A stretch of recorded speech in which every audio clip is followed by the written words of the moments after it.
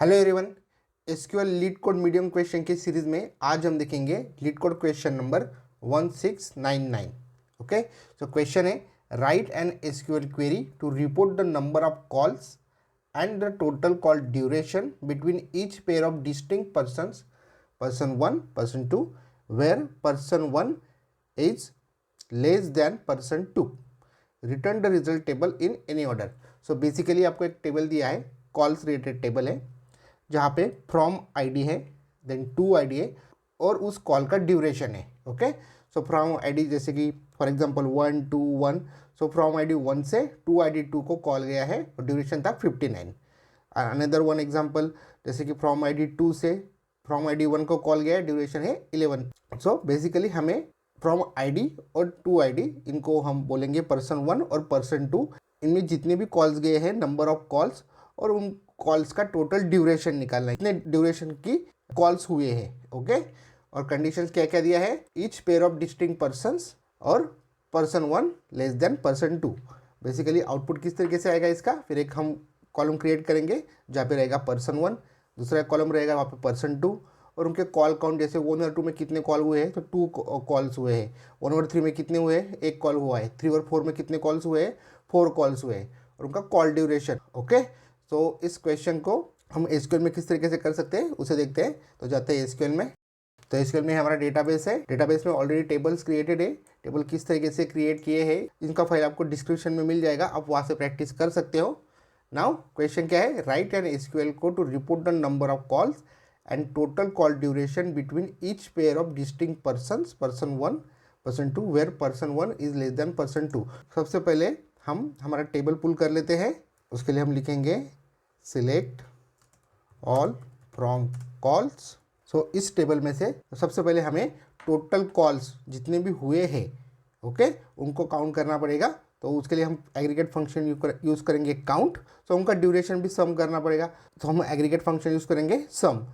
सम से उनके call duration का सम निकल जाएगा और काउंट से उनके total number of call count निकल जाएगा। ओके, और जो नेक्स्ट कंडीशन है, call duration between each pair of distinct persons. Okay, so distinct person, person 1 और पर्सन 2, ये निकालने के लिए हम कंडीशन पुटअप करेंगे। ओके, वेयर क्लॉज लगा के from ID is not equal to to ID.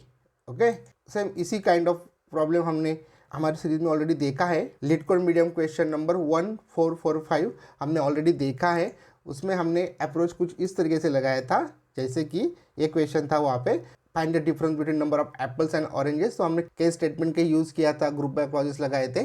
Okay, same इसी तरीके का एक क्वेश्चन है, बट इस बार हम डिफरेंट अप्रोच यूज़ करेंगे rather than using case fair. ये क्वेश्चन भी सीरीज में है, आप वहाँ से देखिए, उससे आपको काफ़ी हेल्प मिलेगा। और ये आज same kind of question but different approach से किस तरीके से सॉल्व कर सकते हैं। सो हम इसे सॉल्व करेंगे बाय यूजिंग एसक्यूएल के फंक्शन से ग्रेटेस्ट और लिस्ट, उनका यूज़ करके। तो सबसे पहले हमें चाहिए सिलेक्ट और यूज़ करेंगे लिस्ट फंक्शन।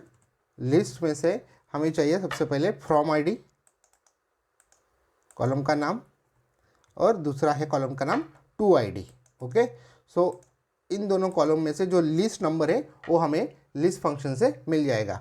उसको हम नाम देंगे as a person 1, comma, then same for greatest function. So greatest में हम यूज़ करेंगे अगेन दोनों कॉलम्स के नाम, ओके, और उनको नाम देंगे एज पर्सन 2, राइट।